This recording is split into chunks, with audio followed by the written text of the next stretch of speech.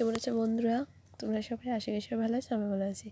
তো আজকে রান্না করা হবে ফ্রাইড রাইস আর চিকেন। তো দিয়ে কেটে এটা সব রেডি করে নিলাম, চিকেনটা ধুয়ে নিলাম।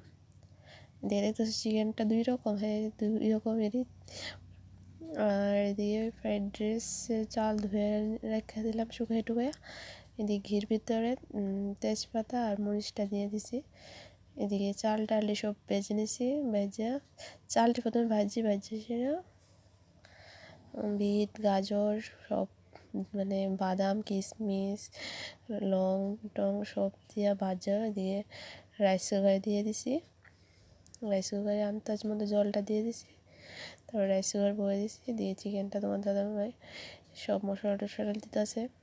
মাঝে মধ্যে আমারই দেহা আমি কি রান্না করি লেগে তা তুমি যেমন পারো না। তারপরে দিয়ে মরিচ টরিচ হলুদ লবণ সব দিয়ে দিতেছে। হলুদ দিয়ে নিয়ে আমি হলুদটা বলে ফেলেছি, ঠিক আছে। তো ওইদিকে মিক্সারটাও দিয়ে দিতেছে, মিক্সারটা দিয়ে দিছে। তারপরে হলুদটা দিয়েছি অক্ষণে, আমি আগে করে লেছি হলুদ দিয়ে লেছি অক্ষণে হলুদটা দিয়েছে, তেল দিয়েছে। দেখছি নি কেড়ে হাত মা গজে আতনি পুরা এলে হাত কতলা তেল ডালছে হাতের ভিতরে। এদিকে মাংসটা এমন মাখছে একদম যাতে ওই গেছে না, আসল কথা এদিকে চুলার দিয়ে নয়ে গেছে না। তো এদিকে মাংসটা লাড়াচাড়া করতেছে, আমি বলতেছি এদিকে দেখো না হয়েছি নি, ফ্রাইড রাইসটা কত গেছে।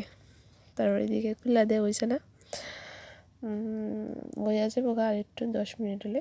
তারপরে 10 মিনিট পরে তো এদিকে খুব ধুমা সেন্টও বেরিয়েছে, দেখো এবার হয়ে গেছে।